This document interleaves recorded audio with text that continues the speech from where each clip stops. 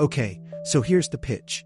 10 minutes is long enough to unload your brain like a luggage carousel and short enough that Alex, our resident overthinker, won't try to redraw the entire plot of his week in 5 different fonts.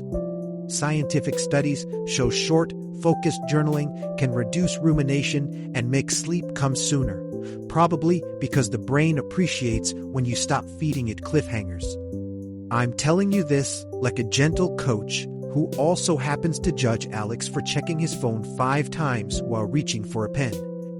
Trust me, 10 minutes is the Goldilocks of night habits. Not too long, not too short, just right. Here's the secret goal of tonight's journaling. Not to write a memoir or win a punctuation award, but to transfer sticky thoughts from your head onto paper so they stop doing cartwheels.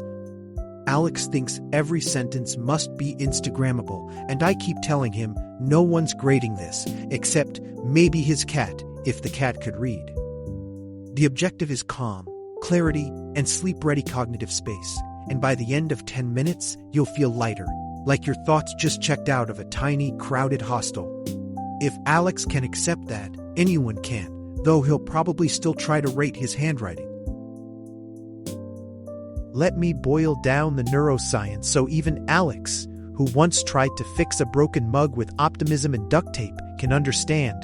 Writing externalizes worry, which interrupts rumination loops in the brain and reduces physiological arousal. Multiple studies show expressive writing helps regulate emotion and improves sleep onset latency, which is fancy talk for you fall asleep faster. The dream we're all chasing, yes, even Alex, when he's not busy reorganizing his sock drawer.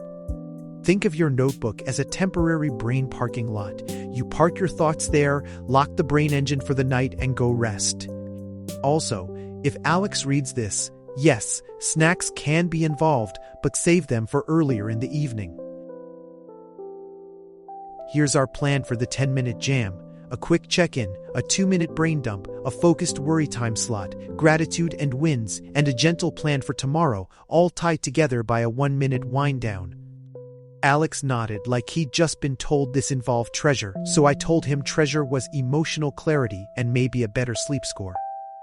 The structure keeps you honest and efficient, like a tiny bedtime boot camp without the push-ups, and I'll guide you through each step so Alex doesn't accidentally turn the brain dump into 3 pages of fan fiction about his toaster.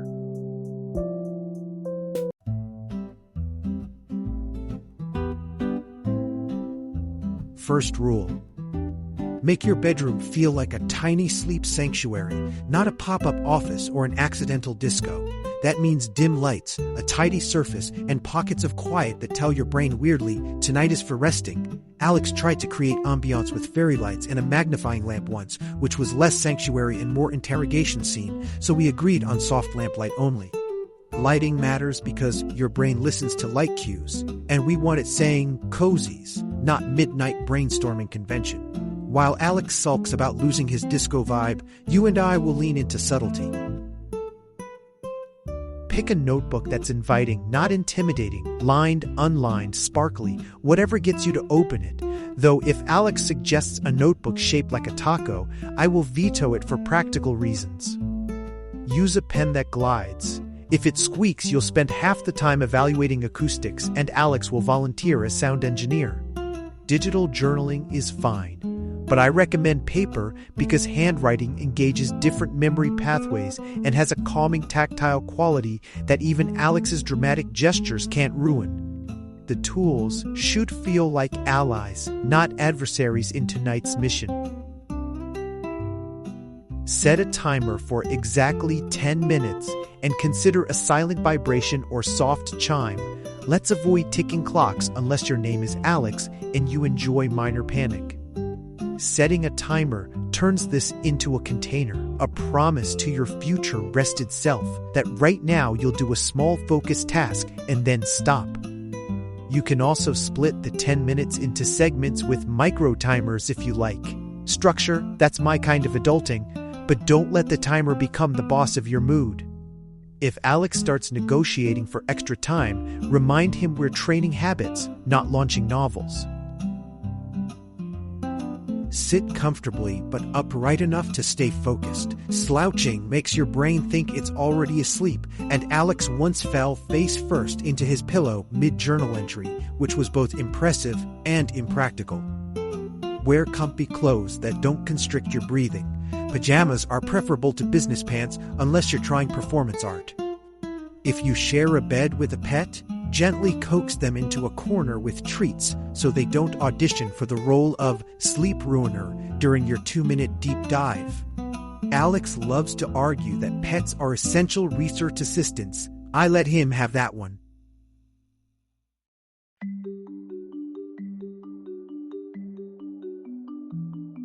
We start with a 1-minute check-in. How are you, really? Rate your mental load on a scale of 1 to 10 and jot a single line. No essays, no epics, just the headline.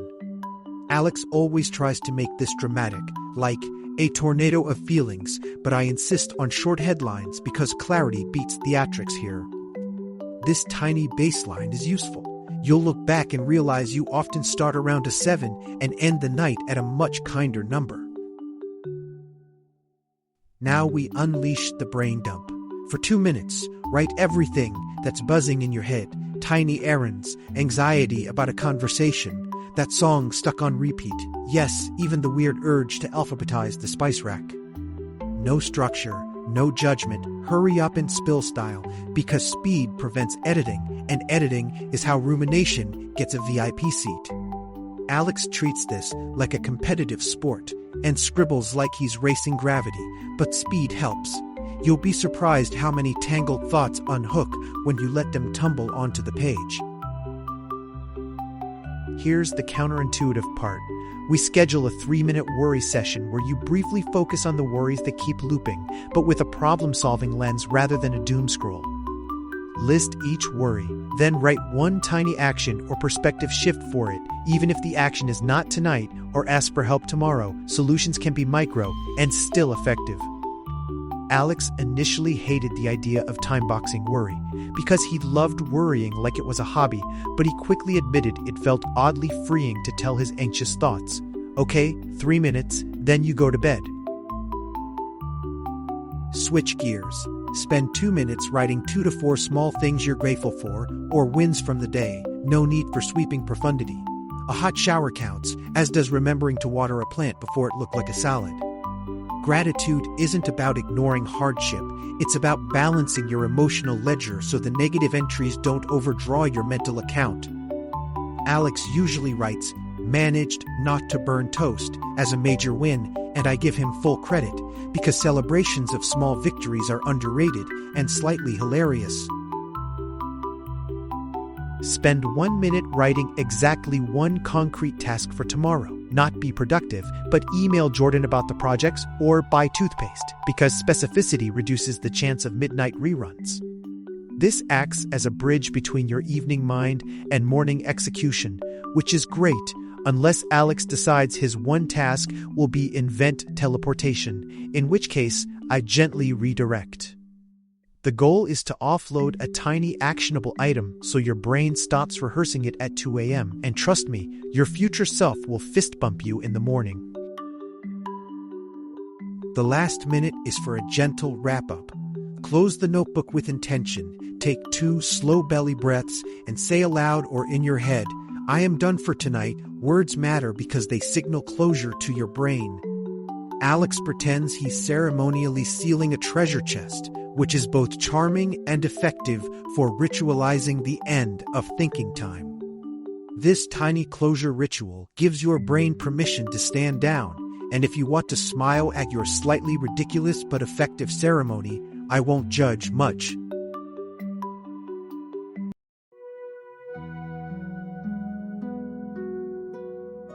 A useful trick is to name the thought, "I'm having a what if about work," which creates distance because language makes the brain realize it's experiencing something, not being consumed by it.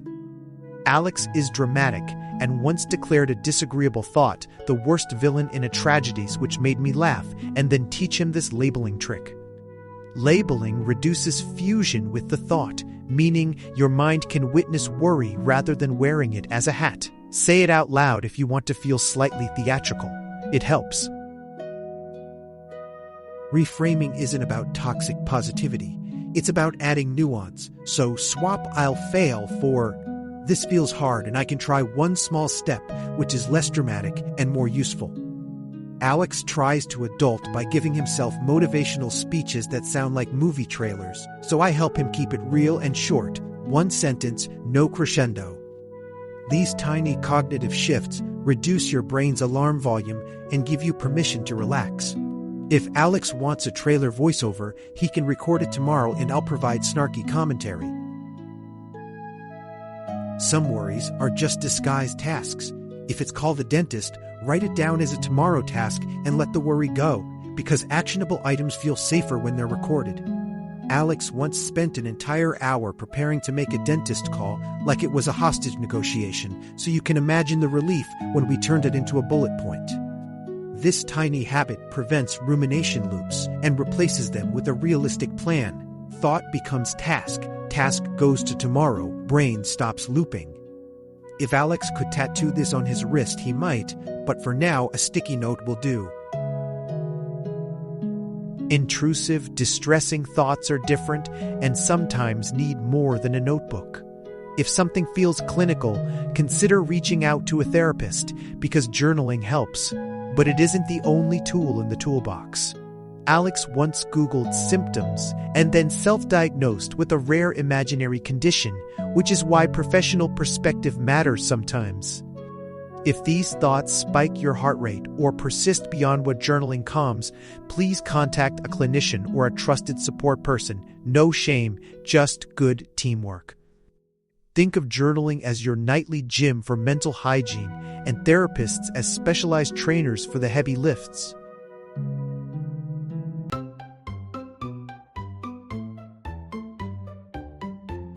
If you find yourself editing every sentence, hello perfectionists, and apparently Alex, set a rule. No crossing out, no rewriting, just forward motion for the 2-minute brain dump. Editing turns the practice into creative procrastination and defeats the purpose because you're entertaining the worry rather than releasing it. Tell yourself the paper is God and scribbles are acceptable. Messy processing is progress, not failure. If Alex pouts about his messy lines, remind him that emotional sanitation is not calligraphy. When your brain keeps chatting, bring it back with guided prompts. What's one thing happening now? Or, what's the smallest next step for tomorrow? Prompts rein in runaway thought trains. Alex tries cognitive judo by labeling thoughts and then physically tapping the notebook to pin them down, which is silly but strangely effective because it's tactile and decisive. If you're still wired, add a 2-minute breathing exercise at the end of journaling. Inhale for 4, hold 2, exhale 6, and watch the mental chatter quiet. Alex will grumble but breathe like a champ when I add a ridiculous reward afterward.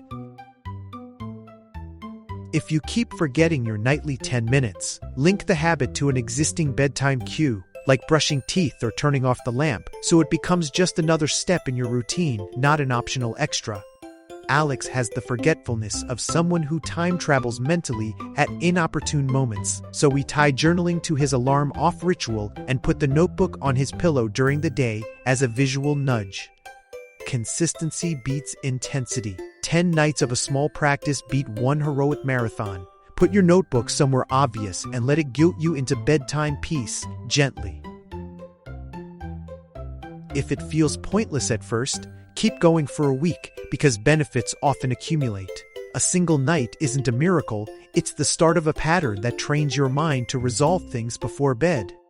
Alex said the first 2 nights felt like scribbling in a secret diary, and the 3rd night he noticed he fell asleep faster, which is the pattern we want. Track your sleep onset and mood for a week and see the trend. Objective evidence is a mood enhancer and a reality checker. If Alex still complains, he owes me 3 cups of tea and a silent nod when we both fall asleep faster.